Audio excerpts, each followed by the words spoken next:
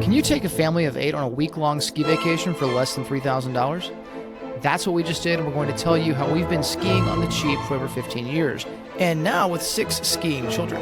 It's the perfect vacation for the stay-at-work home. It's rejuvenating, relaxing, and challenging. It's a time to work really hard at chilling out together. Make sure you check out the show notes for links to the mountains we've personally skied, as well as a guide to other affordable resorts. Also, make sure you grab the Ski Wax and Sharpening Kit linked in the show notes as well. If you take the time to tune up that used equipment you're going to buy, you can save a lot of money. Better yet, thinking of it as paying yourself $100 an hour to work on your skis while you listen to the great podcast. Ladies and gentlemen, welcome to the Stay at Work Home. I'm Keith. And I'm Becky. Today we're going to talk about vacationing, specifically skiing vacations. Ski vacation, which, as we all know, are way too expensive for you to go on. But no, yeah, we didn't really plan that. Okay, so we're going to talk about why we go skiing. We're going to talk about how we go skiing and how we do it cheaply. Hot tips coming your way. Life hacks. And then we're going to talk about what we want to do one day with skiing when we've saved up a bunch of money. We have a lot of passive income. It's going to basically be... Maybe never, it's going to revolve around money if it happens. Yeah.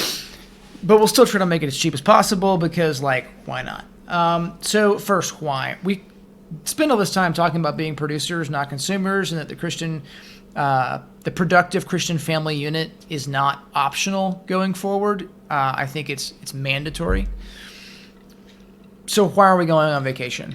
Well, why are we going on vacation, Becky? Can you defend this? Well, I have a few ideas of the idea of especially a balance of work and rest. And, play is not always rest, and play is not always work. And sometimes there's a little bit in between. And so when we work, God gave us 1 out of 7 days to rest and to enjoy Him, His creation, to worship Him, and to reset our minds and our affections on His things. And so that weekly rhythm is really good. And we have found for our family, and I think most families agree with this, that we tend to be more productive when we need to be productive, when we have the goal of rest in mind at some point. Now, ironically, most vacations with small children are not incredibly restful, but also neither are Sundays. And so I can't defend the fact that, we work for the weekend and then we get to chill. But that there's a patterning, I think, that is good for our souls, good for our relationships, good for our refocusing. And I think vacations do that as much sometimes as, or maybe in just more of a concentrated way than that weekly Sabbath. Yeah. So.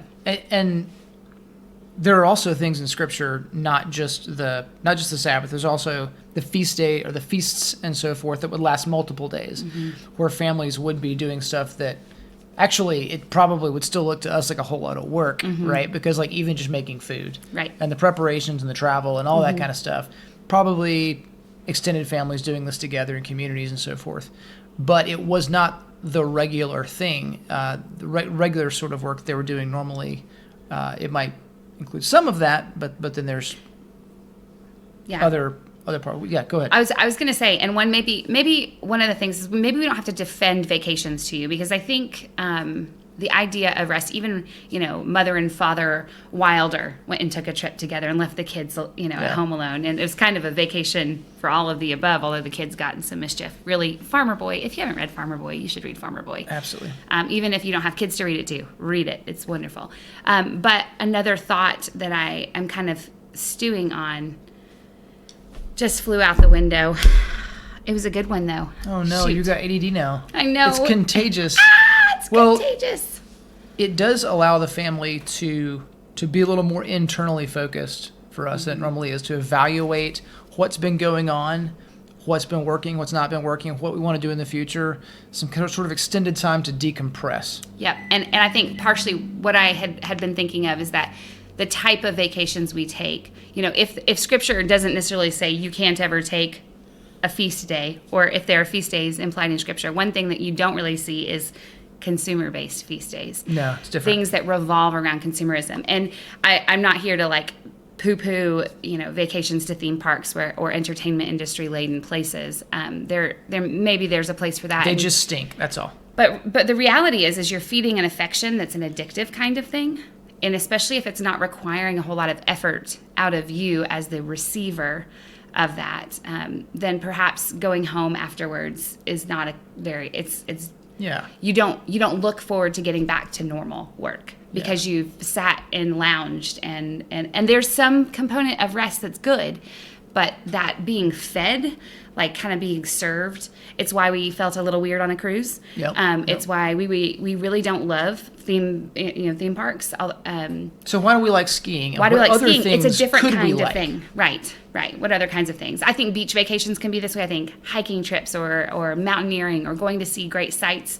A lot of that includes exploration. Yeah. It includes effort and activity, and you're participating in something rather than just soaking in something. You're also building skills in these good ones. So skiing is a lifetime sport. It's a lifetime skill. It's also a martial art. It's how the Finns were able to inflict a 5-to-1 casualty ratio against the Russians when the Russians invaded Finland in 1939. And though the Russians were obviously a massive army and just overwhelmed Finland, the Finns made them pay for it. So anytime your nation or your neighborhood gets invaded and you need to put 2 to the chest and 1 to the head, it's a lot easier to do it in the wintertime in the snow if you know how to ski. And if you can ski much better than your enemy, you might be victorious or at least extract a lot of vengeance in the process, which is very important. We might have to put a specialty rating on this episode because of what you just said. But it's okay. That's what you get when you get a veteran guy that likes studying wars. Boom, boom. Boom. Okay. I think about Rome all day long. Anyway. He really does. He's not joking. So perhaps, maybe we can defend the vacation thing. And then we also want to encourage the type of vacations we're taking because they are productive. You are burning the requisite amount of calories to be considered a fit person before you even get your ski boots on. Definitely before you actually put good skis to snow. Mm-hmm. So it's a very active thing, and we like that. Okay, so the thing is that it can be. Let's not say it is. It is known for being. It is known for being incredibly expensive, but we are known for being not expensive. We cheap people. We cheap. Mm-hmm. And so we're going to talk about how we do this cheaply. How can we ski cheaply? And I'm breaking it down into 4 categories. First, the mountain, where you are going skiing. Secondly, the accommodations, where you are staying while you are skiing. Thirdly, the equipment. And fourthly, the food that you consume during your vacation. Okay, so the mountain itself. Becky, where have we skied? A few different places. We've skied in Germany. That probably planted the seed of desire for both of us. Not so much in Germany, actually. We went to Austria. So we skied over there. That's not exactly affordable. We didn't add, actually, to that list how to get there. And so we're kind of travel itself because that part matters, right? And here in the continental U.S., there are kind of 2 major divisions of skiing. There are the local or smaller mountains, namely in the East Coast or Midwest. And then there are the real mountains out west. And you're kind of, if you don't live out west, you're pretty limited on financially being able to afford it if you have a large family by just the transportation component. Now, so that. Well, okay, so it's not just the cost of plane tickets. Mm-hmm. It's the fact that if you're flying, you're gonna. I guess you can't. I've never done it. I've never flown with equipment. Yes, you have. Actually, I have flown with flew to Park City. Yes, you did. You guys took skis to Park City. We did take skis to Park City. We did that. That was the cheapest ski trip you've ever done. I was an airline pilot, so it didn't count. Free airfare. You took your own. You took your own used rinky-dink skis, and you had the military rate for the Epic passes, which got your lift tickets cheaper.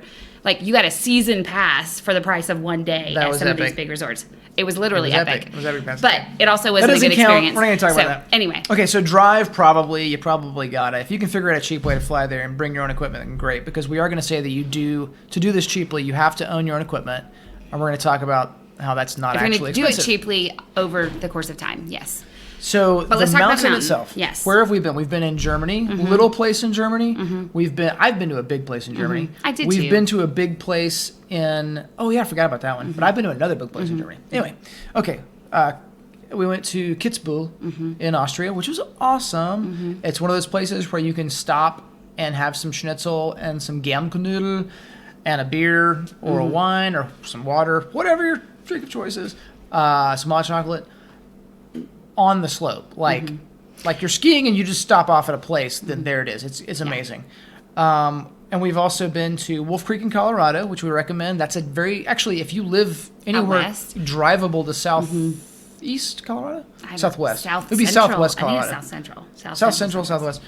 Something like that, Colorado. Wolf Creek, it's a couple of hours from Durango. It's near Pagosa Springs. Yes, that's one of the most affordable places you can go out west, and it's good. And it's also the highest elevation And the of any of longest, them. they say it's the longest snow season Yeah, in the because of the continental US.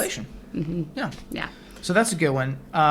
But one we've been to for something like 15 years now, almost every year, is in the Boone area of North Carolina, Western North Carolina, Banner Elk.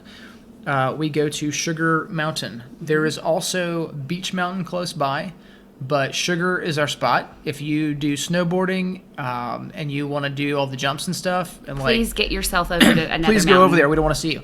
We love snowboarders in theory. Okay, not really, but we love people.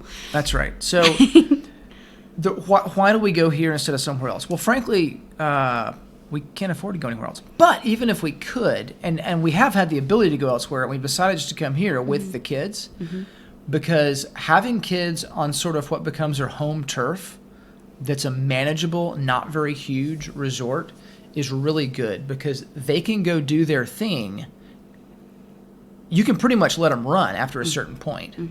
Also, there's a ski school. Also, Sugar Mountain has a great beginner slope. It really does, yeah. And they probably also grew have my a great confidence. intermediate slope. They do, yeah. You can go to the top of the mountain and not being an amazing skier. Like you're not a brand new beginner, but you can get to the top pretty well. Yeah. So it's a good mountain. It's also very accessible to much of the East Coast, or at least Southeast and even Midwest. It's I only would say east of the Mississippi, you're not Yeah. not more than a day's drive. and we're very close to the Mississippi, and it's only an 8-hour drive. It was very Yeah. achievable for us in that day. So part of the reason we started there, and this would apply to you if you're active duty military, there's a really good military rate. Yes. You don't get it after your active duty, so no veterans, no disabled, none of that gets at retirees. But it's still so affordable compared to most places. We have even priced places in the Midwest that have very Garbage. not really utter great slopes. garbage skiing. We haven't gone, so we can't say that I don't definitively. know. But their vertical drop is lower. They don't have as many Yes. runs. You don't have as many lift tickets. You know they're going to be crowded anytime there's snow. And so, but their prices might be twice as high as what we pay at That's nuts. Sugar. So So what let's do we talk pay about at Sugar? prices. I'm gonna compare. I just want to compare this. I looked at prices to Vail. A single day at Vail is $295 for a lift ticket. Okay, one person, $295. If you put that out to 3 days, you get a $10 per day discount. Thank you. Keep your change. $58 per day at Sugar Mountain. For an adult. Now, for an adult, 48 per kid.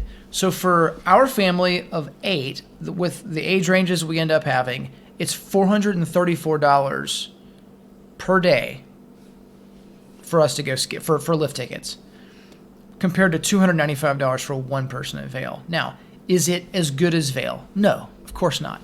But what you've got to understand is that Sugar Mountain, well, let's just talk about evaluating a mountain. The primary thing for me that I want to know is what is the vertical drop. And if you can't find the vertical drop of the place you want to go, It's they're probably not worth advertising it. It might not be worth it. But honestly, ask your AI app, Perplexity, ChatGPT, whatever, they can tell you. And actually, I found out this way, that the average, and this makes sense, I mean, I think it's true, the average vertical drop of each lift at Park City is just over 1,000 feet. The vertical drop of the big lift at Sugar Mountain is 1,200 feet. It's a 1.6 mile run. The difference between that and Park City is that Sugar Mountain has just that, basically. And Park City has, That 100 times of a those. lot, yeah. Right? So it's not that you have much, much longer runs at most of these Western resorts. It's that you just have more of them, but you still have to get back on a lift and ride again, or you have to traverse some terrain to get over to another lift, that kind of thing. So it's actually pretty decent. It's manageable. The kids don't get lost. And then one day when you've got a lot of money or they're helping foot their own bill too, maybe you go out west and do that stuff too. But another thing to consider if you got that money is just go to Europe, because you can fly over to Europe and go skiing in Austria for about the same price that you would pay Just the lift tickets in just the Vail. lift tickets in Vail. So it's very expensive in the United States. Is there anything? Oh, We have to talk okay. about. We have to have the exact way we do this. So our ski trip this week. Let's kind of break this down. This might not be exactly accurate, but we're guessing to some extent. Okay, Monday we go skiing all day at Sugar Mountain. Tuesday, we take a break. Might be because the conditions are bad today, but also because you're tired. Okay. Sore. Back to that whole there's only one 1.6 mile run, but actually you can alter that a couple of ways and make it a little less boring. Do I get bored with that if I skied there every day for a week? Yes. Would I get tired before I get bored? Yes. Would I get sore and want to just fall over and die before I get bored? Yes. So it's pretty good. Anyway, Monday, full day at Sugar. Tuesday, take a break. Wednesday night. Is guys' Is it Wednesday night? Mm-hmm. Oh, no, Tuesday night. Tuesday Go back night Tuesday is night. kids. Is Tuesday night is student night K through 12, K4 through or something like that. K through 12. at Beach Mountain. It's $20 a person. It's 4 hours. It's 5 p.m. to 9 p.m. So our 6 kids can go for The price of one. $120. Well, oh yeah, never mind. Yeah. I did my math bad in my head. And then me and Becky, one of us, maybe both of us, could pay full price. We're probably not. We're probably going to hang out at the restaurant bar at the bottom and say hi to the kids and watch them when they come down that way, but mostly just talk to each other and have a good time. And then the next night, it's guys' night. So dudes get $20 lift tickets for the 5 p.m. to 9 p.m. session. And then the next night, it's ladies' night. The girls get $20 tickets for the 5 p.m. to 9 p.m. session. And then on Friday, we'll probably do another full day at Sugar, and it's supposed to be really good weather. So that all comes to quite cheap. It's basically $434 twice, $120, and then 160 total. 80, Or- right? And then 80 twice, so 160. Yeah, so yeah. whatever that adds up to. Yep. We're doing this. We need to make a really important note that we didn't say yet. Oh, Never, ever, ever. I mean, it's never. actually the most important thing about It is to make your ski trip successful. Do not go on weekends and holidays, ever. never. Just don't do it.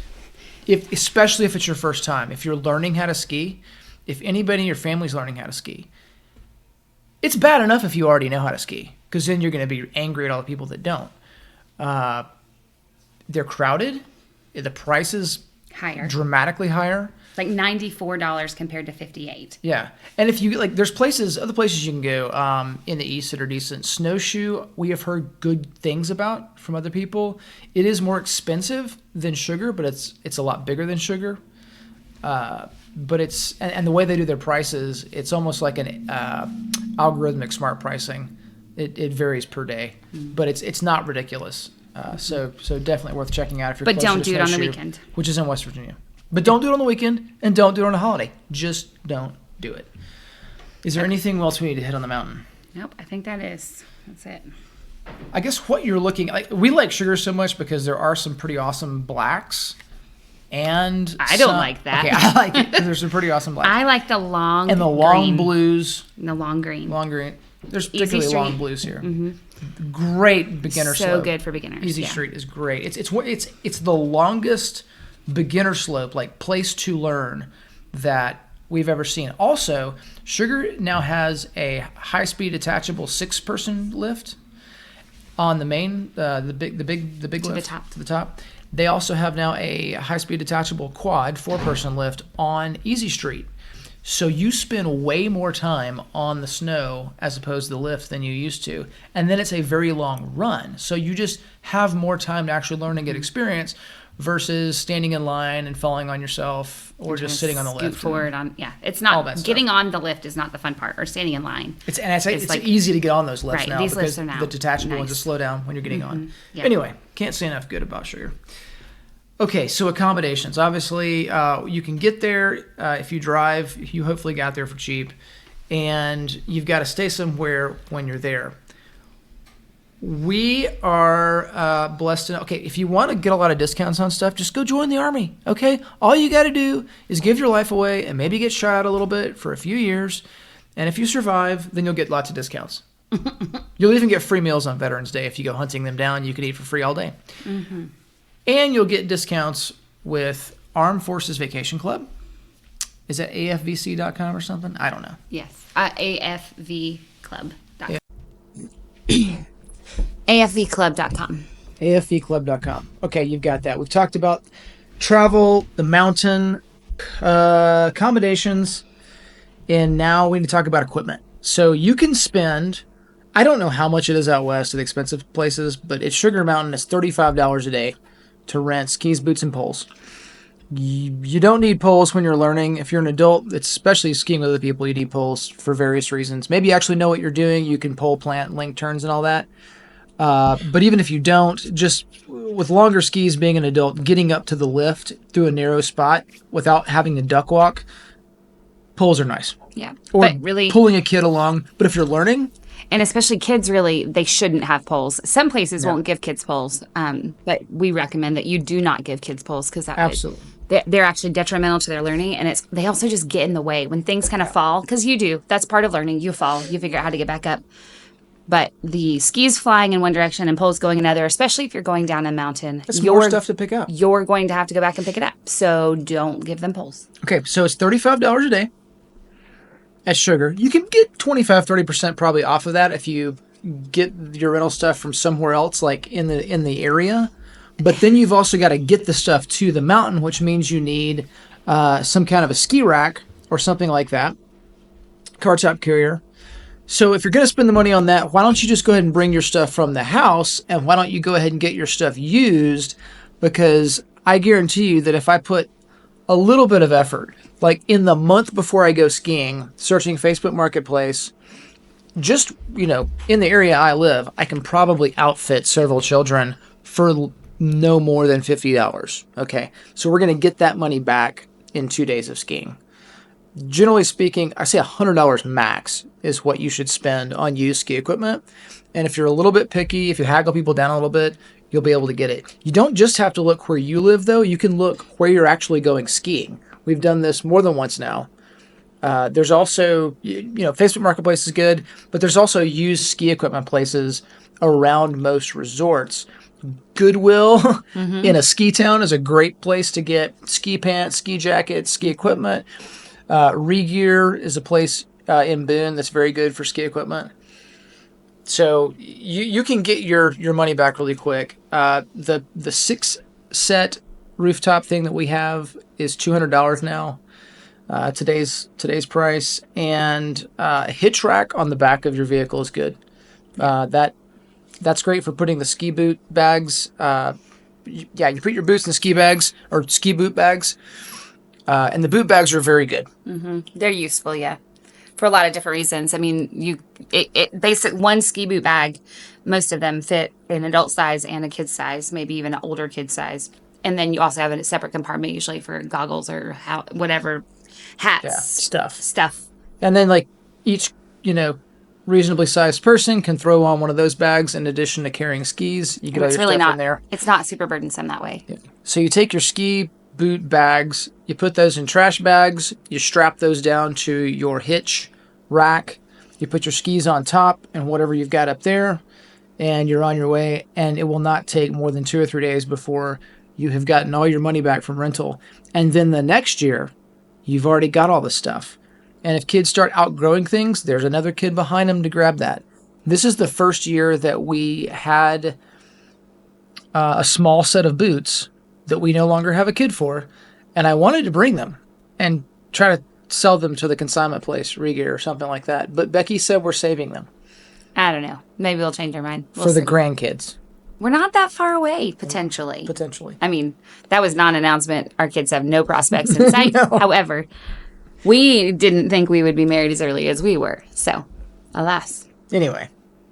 Oh, so we have bought one new pair of skis, and they're mine. And we got those. They were old demos that were being sold off by the resort I think it was November. Yeah, in November. So it was last year's demo skis being sold off this November. And demo skis are like the highest level of skis that you can rent. And the whole idea is you are sort of test driving them because you're a good skier that wants good skis. And so you might test drive 3 or 4 different sets and decide which ones you want to buy. Well, that $1,100 pair of skis, I paid $250 for. And I really like them. So buying demo skis, last year's demo skis, is a really good way to go. I don't think mine had actually been used. Like, they did not have a scratch on them. Okay. Food. If you already travel with a bunch of people, you probably already know to find a place that has a kitchen, a refrigerator, and some means of cooking. Even if it doesn't have dishes, if you get paper plates and things like that. So our regular meals, we pretty much, at minimum, 2 meals a day, we're eating in the actual place that we're staying. And then we often will take our lunch up to the mountain for our ski day. We've stayed one of the best places, this is not as much as the affordable at the top. Oh, at the top of the mountain, where we could ski in and out, and the kids could come and go. I could actually just have a hot lunch ready for them to come grab at the top of the slope when they were ready for it. And we didn't have to do any driving, and we didn't have to bring a picnic down to the lodge. But Sugar and most other lodges, I think, do have a picnic area inside the lodge. So it's upstairs at Sugar? At Sugar, yeah, you go upstairs for it. So you have to take your boots up a little bit higher. But the main floor, they don't want you picnicking down there. So if you're going to eat down there, you need to be eating their food, drinking their drinks. But if you're upstairs, you can bring your own stuff. There are a few outlets around the room, and I tend to, I have learned to bring at least, at very minimum, I bring a hot water kettle to boil water for hot cocoa, because that just goes with skiing. Anytime, I don't know, every kind of snow-related activity at home or abroad, we tend to have hot cocoa. It just says that they need to warm up their hands and all that. So I get if you've got 8 people and 8 of them got hot cocoa at $5 a shot, that's a lot of money. You could buy yourself a brand new fancy water kettle. You could get a water kettle and the hot chocolate. And marshmallows and extra, cool, probably travel a pair mugs. Of gloves.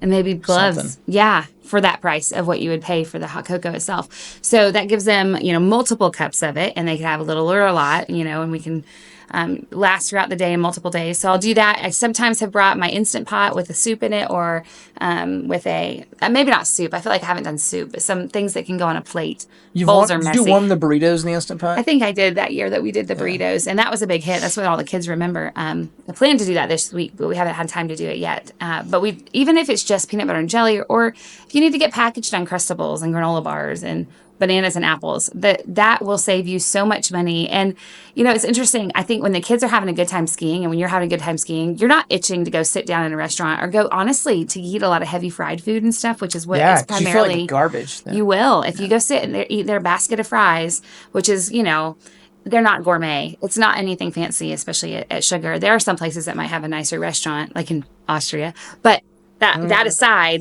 we'll get back to that. The good stuff is going to be what you bring with you. So it's very much worth the little bit of extra effort to bring your own food in, for saving money and just for being a little more nourishing and appropriate for what you're doing. So we don't tend to eat out a lot ever, but it's even on vacation. We do like to eat out, usually once or twice while we're gone. Keith and I will go out on a date, and then the kids will go with us maybe one place. Today, I think, was that day for the kids and us, because we went to our favorite bakery, Stick Boy Bakery in Boone. There's another location in Fuquay, Varina, if you're in North Carolina. And everybody got a special treat.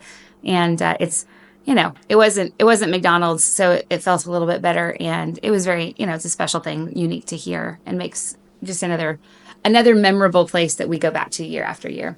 So there's a lot of ways you can get creative in that. And I think the world is full of packaged foods now that are pretty easily like to-go things. So even if you're buying packaged foods that you may not normally spend the extra money on, or Still way cheaper. it's still way cheaper, and it really does. It doesn't really hurt to do something like that. So, yeah. Okay, so travel, close enough to drive. Mountain, we've talked about that. Vertical drop, to me, is the most important thing. And then making sure you've got the right terrain for the people. A lot of the places don't have a very long beginner slope. And never ever ski weekends. on the weekends or holidays. Accommodations, yeah, no recap there. It was complicated, kind of, sort of. Equipment, go get used stuff. Bring it with you. Food, bring it yourself. Mm-hmm. And you mentioned, this is the final thing, which has nothing to do with saving money, per se. No, this is the opposite of, well, it's saving a lot of money for something. Costs a lot of money. We have a dream. We do. I would like to take about a month and take a cruise ship across the North Atlantic in the wintertime, rocking and pitching, rolling,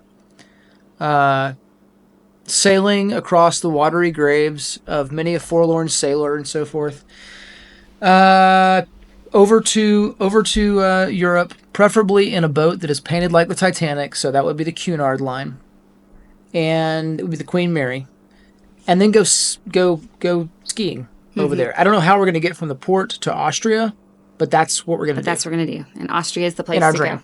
In our dream. It's and we're cheaper. We're going to be on the continent for at least 2 weeks. Yeah. There we go. And then we're going to fly back or we're going to cruise back. Not sure yet. If you ever do this, I would recommend, if you haven't traveled transatlantically before, flying back from Europe is way easier in terms of jet lag than going towards it. Because when you come back, you just stay up late. And then so you should back up your schedule. That's easy. Going over there, it's really hard to get adjusted. So I would say if you're going to cruise one direction and fly one direction, cruise over, fly back. That sounds like a good idea. I want to do that. I think it'll be awesome. I think this might be like one of the things that led you down the road of becoming an entrepreneur. Oh. Is this just... Because if you have a real job, I hate saying that because if you're working for somebody else's wealth instead of your own, you're bound to their schedule, and usually 6 weeks of your life they're not willing to just let you have, and you can't necessarily rearrange your life to do that. So if you can get some kind of a passive income or something you can manage from afar, or managers, you can do something like this. Because like we talked about the Starlink thing. We say you can do things like this. We don't know yet, actually. Yeah, so stay with Starlink us. We'll let you know. Starlink Go now. You can take it on a cruise ship, stick it out. I guess you got to have a window. Yeah. But you can homeschool very easily from a cruise ship. You could. And if you go in the winter, who wants to travel the North Atlantic in the wintertime? It's cheap. You just have to bring Dramamine if you're, seasick. And I think everybody has a chance of getting seasick on those too, even the iron stomachs. I don't know. Oh, that sounded like a challenge. Come on. I think we should give it a go. So hopefully we'll be able to make that. If you really think this is a great idea and you want to support our endeavors, you're welcome to send us a message and we'll get you our Venmo. Yep. For donations. You can put some money in the future awesome vacation fund for us. We'd love that. You'd also go buy a bunkie. That would actually buy a help. bunkie. You go to heartlandbunkies.com. Yep. And maybe we can make a ski chalet at the top of our little ski slope. Oh, that would be great. Out on our little property. We'll see. We need a lift. Yeah. And a snowmaker. And weather. Okay. Anyway, none of that will work. But you could send money in. Just send money. Just help, people. We need your money. We'll see y'all later. Cheers. This episode of the Stay at Work Home is brought to you by heartlandbunkies.com. Come check out our full line of small cabin kits that can be easily assembled by a few friends or family in just a weekend for extra space for meaningful connection, or extra income, or a home office, a homeschool room, or whatever.